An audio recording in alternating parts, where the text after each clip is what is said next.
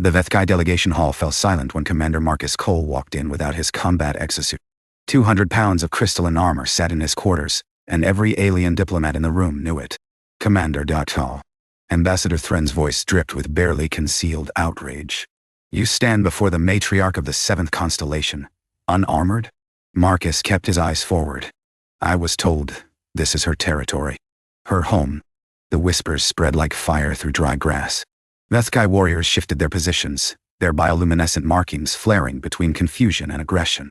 But Marcus had spent 11 years fighting across 17 systems. He'd learned that sometimes the most dangerous thing you could do was appear dangerous. The matriarch herself sat upon a throne carved from living crystal, her form easily 8 feet tall, even while seated. Her exoskeletal plating gleamed like polished obsidian, and her 4 arms rested on the throne's edges with predatory stillness.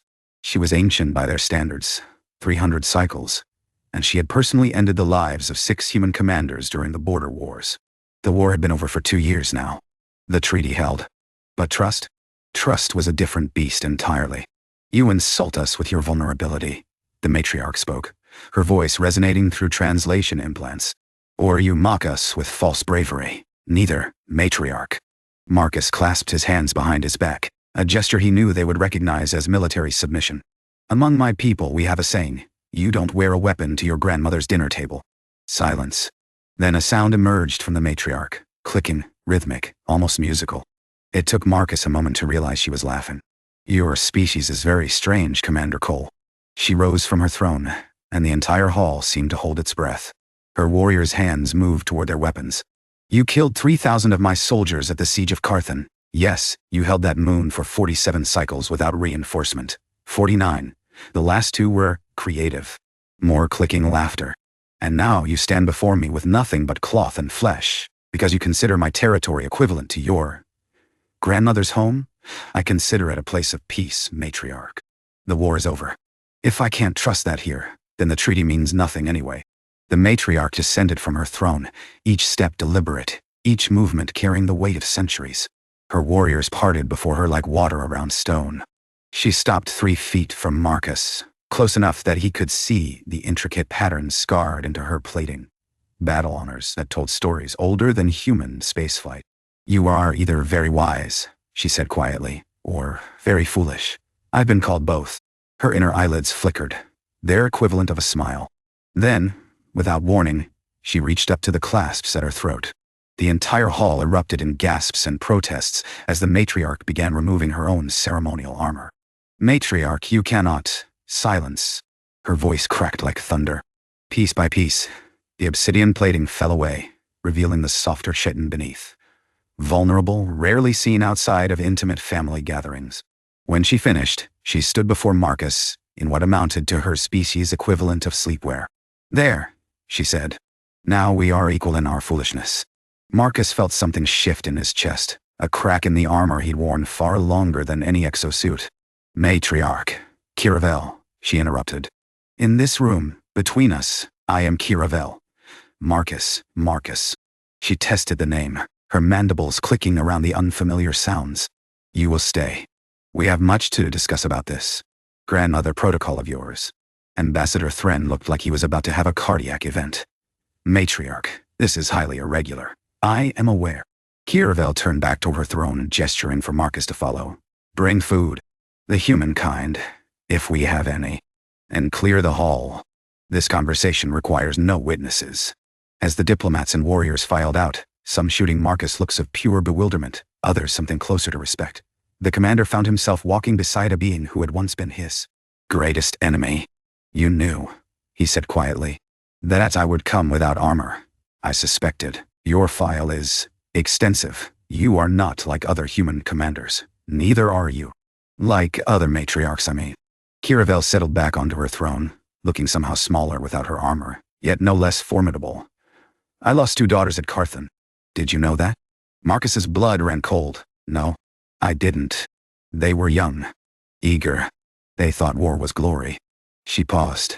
You taught them otherwise. Painfully. Kiravel, I do not apologize. They chose their deaths the moment they chose to fight. What I want to know is this. Did you lose anyone at Carthon that you loved? The question hit Marcus like a physical blow. He thought of Sergeant Peters, bleeding out in his arms. Lieutenant Chen, whose smile could light up a bunker. Corporal Williams, who had been 6 days from retirement. Everyone, he said. I loved everyone I lost. Kirvel studied him for a long moment. You are not what I expected, Marcus Cole. I was told humans were cold. Efficient. That you killed without feeling. Some of us are. Some of us learn to be, just to survive. But it never really works. He met her gaze. The dead stay with you. All of them. Yes. Her voice dropped to nearly a whisper. They do. In the empty hall, surrounded by the ghosts they both carried, a commander and a matriarch sat together in silence. And for the first time in a very long while, neither of them felt quite so alone. 3 weeks into the diplomatic mission, Marcus discovered that Kirvel had never seen rain. The Veth'kai homeworld is arid, she explained as they walked through the station's observation deck. Water falls only in the deep caverns, and even then it is controlled, channeled. Not this chaos you describe. Chaos? Marcus laughed. My grandmother used to say rain was the universe crying with joy. Your grandmother said many peculiar things. She was a peculiar woman. They had fallen into this rhythm over the past weeks, evening walks through the station. Conversations that ranged from military tactics to childhood memories. The other diplomats watched with barely concealed anxiety, but the treaty negotiations had never gone smoother. When the matriarch trusted someone, her people followed. The human delegation has requested you lead the inspection of the neutral zone outposts, Kirvel said, her tone shifting to something more formal. Both sides have been resistant. Marcus nodded. They're worried about ambushes.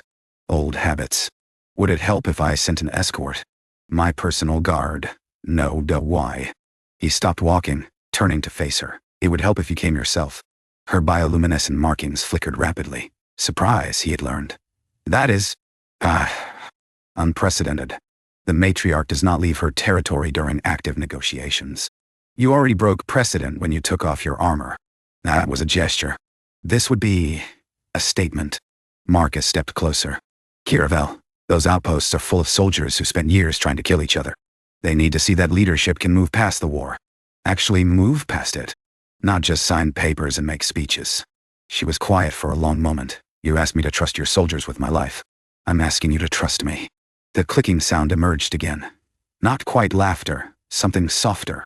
You are very demanding for a diplomat, Marcus Cole. I'm not a diplomat. I'm a soldier who got tired of fighting, yes. Her lower hands reached out, brushing against his forearm in what he recognized as a Veth'kai gesture of agreement. I believe you are. The first outpost was a disaster waiting to happen. Marcus could feel the tension the moment their shuttle touched down. Human soldiers gripping their weapons too tightly. Veth'kai warriors' markings flashing aggressive patterns. 2 years of peace hadn't erased a decade of war. They're afraid of you, he murmured to Kirvel as they descended the ramp. They should be. That's not helping. It was not intended to help. It was intended to be honest. She paused, surveying the assembled troops with ancient, knowing eyes. Fear can become respect. Respect can become trust. Trust takes time. We are planting seeds, Marcus, not harvesting them. A human sergeant stepped forward. Young. Too young to have seen the worst of the war, but old enough to have lost people to it. His eyes fixed on Kirvel with barely concealed hostility. Commander Cole. Matriarch. ... He saluted, the gesture stiff. Welcome to Outpost 7. We're honored. The words sounded like it physically hurt him. Marcus opened his mouth to respond, but Kirvel moved first. She lowered herself. Not a bow exactly, but a deliberate reduction of her towering height, bringing her eyes closer to the sergeant's level. You lost your father at the Battle of the Third Corridor, she said. It wasn't a question. The sergeant's face went white. How? I've read every casualty report. Human and Veth'kai both. She held his gaze. Sergeant Michael Torres, 1st Division. He held his position for 6 hours against overwhelming force. His sacrifice allowed 300 civilians to evacuate. Yes, he did. He was a warrior worthy of any species. I grieve his loss as I grieve my own daughter's. Her voice carried across the silent outpost. And I swear on my lineage that no Veth'kai will raise a weapon against his son while peace holds. The sergeant's jaw worked silently. Something shifted it in his eyes. Not trust. Not yet, but the absence of active hatred. It was enough. Thank you, Matriarch, he said finally. Would you like to see the memorial? We built one for the fallen, Both sides. Kiravel straightened. I would be honored. As they followed the sergeant into the outpost, Marcus fell into step beside her. That was well done. It was necessary. His pain was obvious. Ignoring it would have been, what is your word? Rude. You memorized every casualty report? I memorized every human casualty report. My own people's I already knew. She glanced at him. You seem surprised. I am surprised. Why? They died in a war I helped orchestrate. The least I can do is remember their names. Marcus thought about all the years he'd spent trying not to remember, trying to lock the names and faces into a box and bury it deep. And here was his former enemy, choosing to carry every single one. You're a remarkable being, Kiravel. I am old. Remarkableness is simply what happens when you survive long enough to learn from your mistakes. She paused at the memorial entrance. Though I suspect the same could be said of you, Marcus Cole. Inside, the memorial was simple but powerful. Holographic names floating in columns of soft light. Human names on one side, Veth'kai on the other, and, in the center, a single phrase in both languages. Hui thought. They fell. They are not forgotten. Kiravel stood before the Veth'kai names, her markings dimming to almost nothing. Marcus moved to the human side, finding the names he knew too well. They stayed like that for nearly an hour, two former enemies, mourning together. When they finally left, something had changed. The soldiers watching them stood a little straighter, looked at each other with something other than suspicion. Seeds planted, Marcus thought. The harvest would take years. But for the first time he believed it might actually come. The attack came at the fourth outpost, on the edge of disputed space. Marcus heard the explosion before he felt it, a deep, resonant boom that rattled through the station's hull. Emergency lights flooded the corridor with red, and alarms began their shrieking chorus. Kiravel! He grabbed for his sidearm, the only weapon he'd allowed himself during the inspection tour, and spun toward where she'd been standing. She was already moving, her combat instincts overriding 3 weeks of diplomatic demeanor. Despite her lack of armor, she positioned herself with the fluid grace of a seasoned warrior. Separatists, she hissed, her markings flashing warning patterns. I recognized the explosive signature. Veth'kai who oppose the peace. Your own people. There are always those who profit from war. They do not represent us. Another explosion rocked the station, closer this time. Through the viewport, Marcus could see ships engaging in the space beyond, sleek Veth'kai interceptors, exchanging fire with the outpost's defense grid. We need to get you to the evacuation shuttles, he said. No, Kiravel, I said no. Her voice cut through the chaos like a blade. If I run, I prove their propaganda correct. That I am weak. That peace has made me vulnerable. That the humans have corrupted the Matriarchy.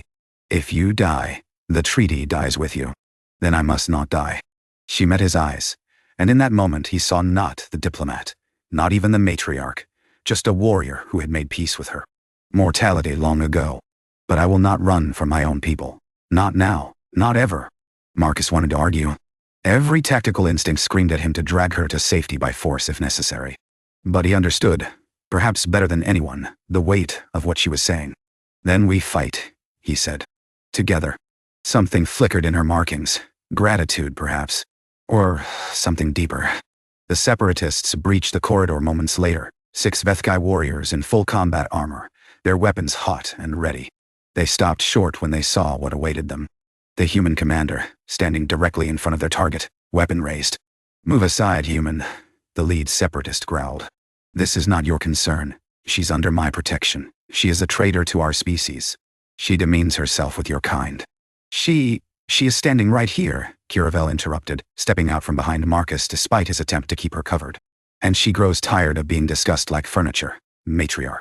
The word dripped with contempt. You have dishonored everything we built. 1,000 years of Veth'kai superiority, and you traded for peace with these mammals, Dage. I traded nothing. I chose to stop wasting our children's lives on a war neither side could win. She stood at her full height, every inch the ancient ruler despite her lack of armor. Lower your weapons. Face justice with dignity. Or explain to your ancestors why you died in a corridor fighting an old woman and a single human. The Separatists exchanged glances. Their leader's grip tightened on his weapon. Marcus calculated angles, distances, probabilities. 6 armored opponents, 1 sidearm, 1 unarmed ally? The math was impossible. Then Kiravel did something extraordinary. She began to sing. It wasn't music as Marcus understood it, more like harmonics, frequencies that resonated in his bones and made his teeth ache. The Separatists froze, their markings flickering with patterns he'd never seen before. "The Elder Song," one of them whispered. "She knows the Elder Song. I am the Elder Song," Kiravel replied, her voice still carrying those impossible harmonics. "I was singing it before your great-grandmothers were born. I will be singing it when your names are forgotten. And it tells me this: the war is over. Your cause is dead. You can join it, or you can live to see what comes next." The standoff stretched for an eternity. Then, slowly, the lead separatist lowered his weapon. "This isn't over," he said. "It never is." Kiravel gestured toward the corridor behind them. "Station security is approaching. I suggest you surrender to them rather than the human forces. It will be less complicated." As the separatists were led away, Marcus finally let himself breathe. His hands were shaking, combat aftershock, something he hadn't felt in years. "You could have told me you had a secret weapon," he said. "It is not a weapon. It is a birthright. Only the oldest bloodlines carry the Elder Song." She turned to him, and he saw that her own hands were trembling slightly. "I have not sung it in combat for over a century. I was not entirely certain it would still work." "You were bluffing. I prefer to think of it as strategic confidence." Her markings flickered with something like amusement, but it faded quickly. "You stood in front of me, against your own tactical judgment, against all reason. You put your body between me and their weapons. You're the Matriarch. The treaty depends on, do not insult us both with politics." She stepped closer, her voice dropping. "Why did you do it, Marcus?" He thought about lying. He thought about a dozen diplomatic answers that would preserve distance, maintain professionalism. Instead, he told the truth. "Because somewhere in the last 3 weeks, you stopped being an assignment. You became," he struggled for the right word, "you became someone worth protecting, not for the treaty. For yourself." Kiravel was silent for a long moment. Then she reached out with all 4 hands, cupping his face in a gesture that felt impossibly intimate. "Among my people, there is a concept called Kelvora. It translates poorly, but the closest human word would be soulbound. It is not romantic love as your species understands it. It is deeper. It is the recognition that another being's survival has become as essential as your own." "Kiravel, I am not declaring Kelvora, Marcus. That would require years of ritual and the approval of 17 councils." A ghost of humor flickered in her markings. "But I'm saying that when those separatists entered the corridor, my first thought was not for myself, not for the treaty, not for my species. My first thought was that they might hurt you. And that thought was unacceptable." The station's normal lights flickered back on. Somewhere, boots thundered as reinforcements arrived too late. But in that small corridor, surrounded by chaos, 2 souls who had spent their lives learning to fight found something worth fighting for. The emergency council convened 3 days later aboard the human flagship Perseverance. Representatives from both species crowded the briefing room, their faces tight with concern. "The separatists have regrouped at the Calvin Nebula," Admiral Chen reported, her holographic display showing a cluster of red signatures. 17 ships, more than we initially estimated. "They have also gathered political support," Kiravel added from her position at the table's head. Her ceremonial armor was back in place, but Marcus noticed she had left several pieces off, small vulnerabilities that only he would recognize. 3 colony worlds have declared sympathy for their cause. If we do not act decisively, this could escalate into civil war. "Then we act decisively," a human general said. "Hit them before they can organize further. Your people's internal politics are not our concern, Matriarch. If my people descend into civil war, it becomes everyone's concern. The Separatists' first target will be human settlements. They seek to prove that peace was a mistake by making it one." The debate continued for hours. Strategies proposed and rejected, alliances questioned, old suspicions resurfacing. Marcus watched Kiravel navigate the politics with exhausted grace, never showing weakness, never allowing the humans to see how much the Separatist attack had cost her. He had seen, though, in the quiet hours after the council sessions, when she allowed herself to drop the mask. The way her hands trembled, the silences that stretched too long, the ancient weight in her eyes. "You're planning something," he said during their evening walk, now a ritual neither of them questioned. "Something you haven't told the council." Kiravel stopped at the observation window, the stars spreading before them like scattered diamonds. "The Elder Song is not just a weapon, Marcus. It is also a calling. The Separatists will respond to it. They cannot help it. It is coded into our genetics. You want to use yourself as bait. I want to end this without more death. She turned to face him. I'm old, Marcus. I have lived longer than any matriarch in 7 generations. My daughters are dead. My legacy is this treaty, this peace. If I can secure it by offering myself to those who hate it most, note. Marcus, no. He stepped closer, his voice fierce. You don't get to make that sacrifice. Not alone. Not like this. It is not your decision. Maybe not. But I'm coming with you. That is suicide.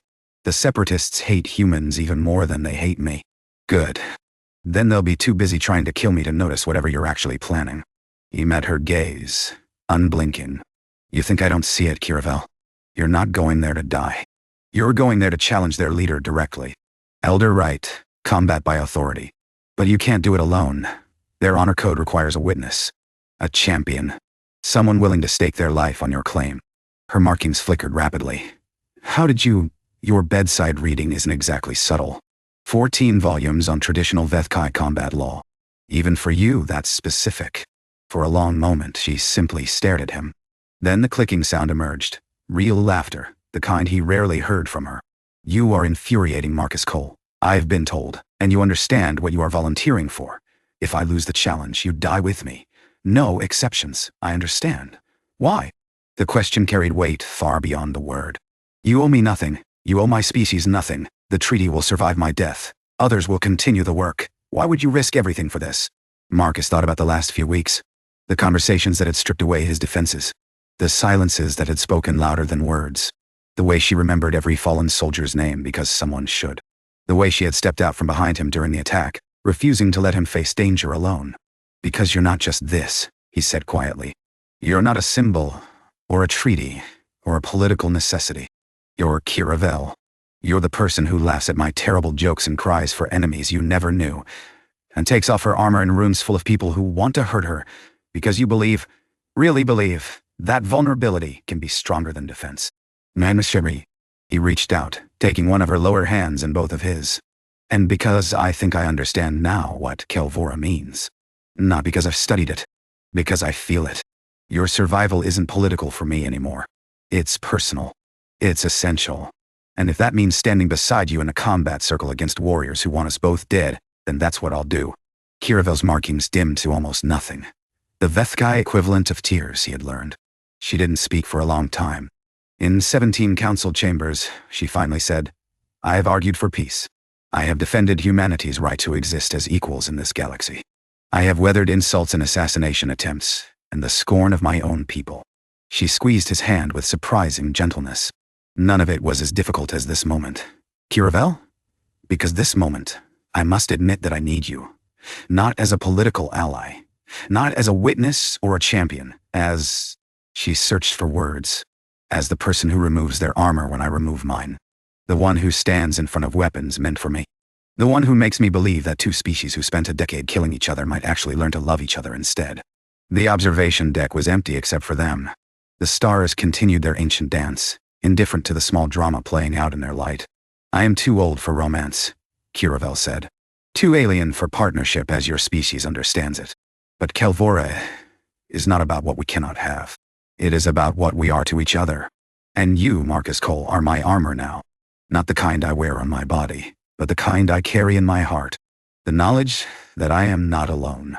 That someone in this vast, cold universe knows me as I truly am, and chooses to stand beside me anyway. Marcus lifted her hand and pressed it against his chest, where his heart beat steady and sure. Then let's go end this war. Together. The challenge took place on a dead moon at the edge of the Calvin Nebula. 17 separatist ships formed a ring around the combat circle, their weapons hot but held in check by ancient law. Marcus stood at the circle's edge, his presence causing ripples of outrage through the separatist ranks. A human, standing as champion for a Veth'kai matriarch? It was unprecedented. Insulting. Exactly the statement Kiravel had intended.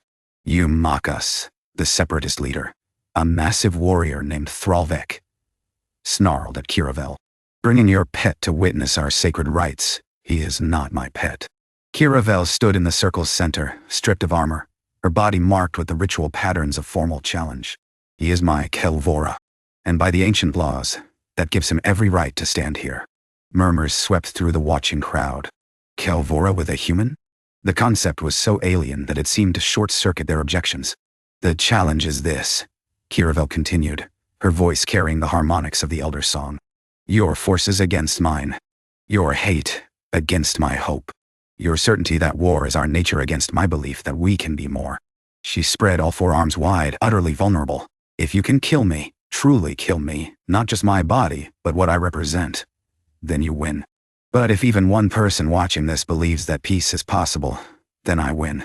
Because ideas cannot be killed, Thralvek. They can only be proven wrong. Pretty words. Thralvek drew his ceremonial blade. Let us see if they stop a blade. The fight was brutal. Kiravel was old, weakened by centuries and ceremonies, while Thralvek was in his prime. But she had something he lacked. She wasn't fighting to win. She was fighting to be seen. Every blow she deflected, she did with grace. Every wound she took, she bore without complaint. And all the while she spoke, not to Thralvek, but to the thousands watching. I remember the war. Every death, every loss, every moment of rage and grief. I am not asking you to forget. I am asking you to remember what we were fighting for. Our survival? We have it. Our dignity? We keep it by growing, not by stagnating. Our future? It is written in cooperation, not conquest. Blood streamed from a dozen cuts. Her movement slowed, and still she talked. This human beside me killed 3,000 of us at Carthan, and I killed 20,000 of his people across 10 systems. We have every reason to hate each other. But hate is heavy. It accumulates like dust on a crystal until the light cannot pass through anymore. I choose to be clear. I choose to let the light through. I choose. Thralvek's blade found its mark, piercing her side. Kiravel staggered. I choose peace. Marcus didn't think. He moved. He crossed the circle in 3 strides, catching Kiravel before she could fall. Thralvek's blade swung toward him, but he didn't care. Let it come. Let them see. But the blade stopped. Thralvek stood frozen, staring at the human cradling the matriarch with such obvious care that even hatred couldn't misinterpret it. Look at them, someone whispered in the crowd. Look at how he holds her. He's willing to die for her. She called him Kelvora. She meant it. Marcus looked up at Thralvek, his eyes steady. You can kill us both. You probably should by your logic. But ask yourself what you'll have proven. That piece is weak. She's stronger than anyone here, and she knows it. That humans are enemies? I'm bleeding for her, same as she bled for this chance. He held Kiravel closer, feeling her hearts beating against his chest. Both of them, laboring but still fighting. You want to know why humans are dangerous? It's not our weapons. It's not our numbers. It's this. He gestured at himself, at Kiravel, at the impossible tableau they made. We bond. With anything. Anyone. We find something worth caring about and we become unstoppable, irrational, completely incapable of giving up. She taught me that. His voice broke slightly. A Veth'kai taught a human how to love again. If that's not proof that peace is possible, I don't know what is. The silence stretched for an eternity. Then Thralvek lowered his blade. This is not over, he said. It never is, Kiravel replied, her voice weak but triumphant. But today, it pauses. Today, we breathe. And tomorrow we talk. The medical bay aboard the Sea Perseverance was quiet in the late hours. Kiravel lay in a modified bed, her wounds treated, her body healing with the slow patience of her ancient kind. Marcus sat beside her, where he'd been for 3 days. You should sleep, she murmured. Probably. You will not. No. Her lower hand found his, threading their fingers together in a gesture that felt natural now, practiced, right. What you said in the circle, she began. I meant it. I know. That is what frightens me. She turned her head to look at him. Kelvora is not supposed to happen between species. It is not supposed to happen at all, really. Not like this. It is supposed to be a quiet thing, built over decades, acknowledged with ceremony and tradition. Since when have we done anything traditional? The clicking laugh emerged, softer than usual. Point taken. Kiravel died out. He leaned closer. I don't know what we are. I don't know what we can be. Our lifespans are different. Our bodies are different. Our entire evolutionary histories point in opposite directions. But I know what I felt in that circle. And I know what I feel now. Which is that I don't want to wear my armor anymore. Not with you. Not ever. He lifted their joined hands. You showed me that vulnerability isn't weakness. That trust can grow in the strangest soil. That the worst enemies can become the best partners, she offered. I was going to say reasons to keep fighting, but partners works too. She pulled him closer with surprising strength, pressing her forehead against his. A Veth'kai gesture he learned meant absolute trust. Then we will figure it out together, she said. The differences. The impossibilities. All of it. Because that is what Kelvora means, Marcus. Not that we have all the answers. Just that we face the questions together. Outside the medical bay window, the stars continued their dance. Somewhere in the darkness, separatists still plotted, and generals still worried, and diplomats still negotiated. The work of peace was never finished. But in that small room, two souls who had removed their armor for each other held on, held tight, and believed that was enough. It was.